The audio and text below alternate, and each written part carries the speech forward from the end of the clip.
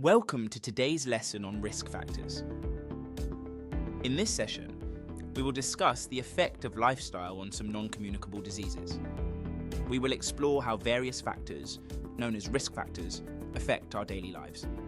We will also consider how our environments can influence our health and our risk of developing certain diseases. In our lesson today, we will understand the link between risk factors and an increased rate of disease. Specifically, we will discuss how aspects of a person's lifestyle, such as diet, exercise, and smoking, as well as substances in the person's body or environment, like toxins and pollutants, can contribute to higher rates of disease. We will then discuss the difference between correlation and causation surrounding risk factors and disease, and cover some examples where a causal mechanism has been proven. So far, you have learned what health and disease are, and what factors can affect health, including lifestyle choices, genetics, and environmental influences. This foundational knowledge allows us to further explore how diseases do not exist in isolation, but can interact in significant ways, thus compounding their effects on health. Let's get started. To start, let's define what we mean by risk factors. A risk factor is any attribute, characteristic, or exposure that increases the likelihood of a person developing a disease. It's important to note that identifying with one or more risk factors does not guarantee that a person will get a disease, but it does increase their chances. Risk factors can be broadly classified into two categories. The first is lifestyle factors. These are aspects of how a person lives their life. One example of a lifestyle factor is consuming a diet high in fats and sugars. This can increase the risk of various diseases, such as cardiovascular disease and type 2 diabetes. Lack of physical activity can also lead to obesity, high blood pressure, and a higher risk of heart disease. Excessive alcohol intake can damage the liver and lead to liver disease and other health problems. The next category of risk factors are environmental factors. These are external conditions or exposures that can affect health. One example of an environmental factor is exposure to polluted air. This can exacerbate respiratory conditions such as asthma and increase the risk of lung cancer. Inhaling asbestos fibers can also lead to lung diseases, including mesothelioma, which is a type of cancer.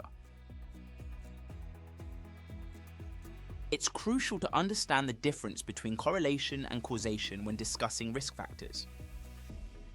A correlation is a relationship, or link, between two variables. Causation is when one thing causes another. Correlation does not mean one thing causes the other. Therefore, correlation does not equal causation. As an example, there exists a correlation between heavy smoking and lung cancer. While smoking increases the risk of lung cancer, not everyone who smokes will develop the disease. Other factors, such as genetic predispositions, could also play a role.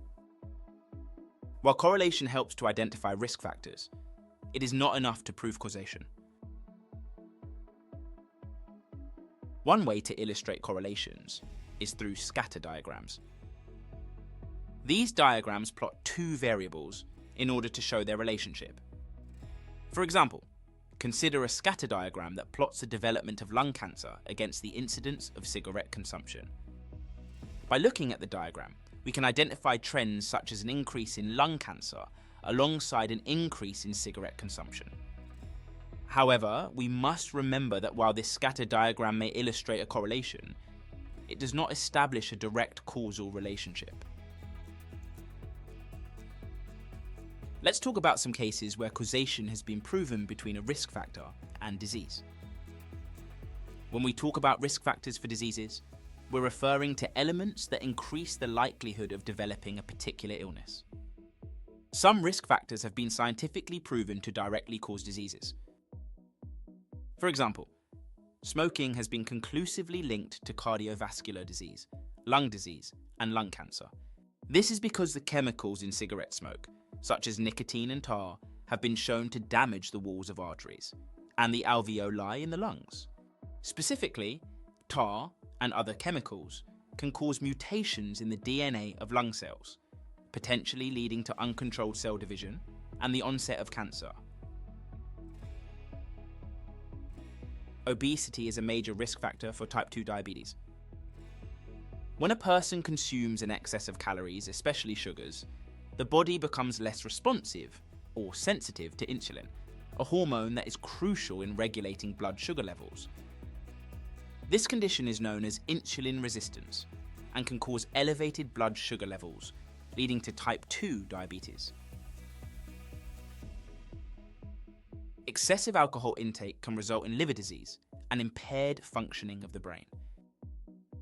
This is because the liver breaks down alcohol into substances that can be toxic, leading to liver damage and diseases like cirrhosis. Alcohol can also affect brain function by damaging nerve cells, reducing cognitive abilities and coordination.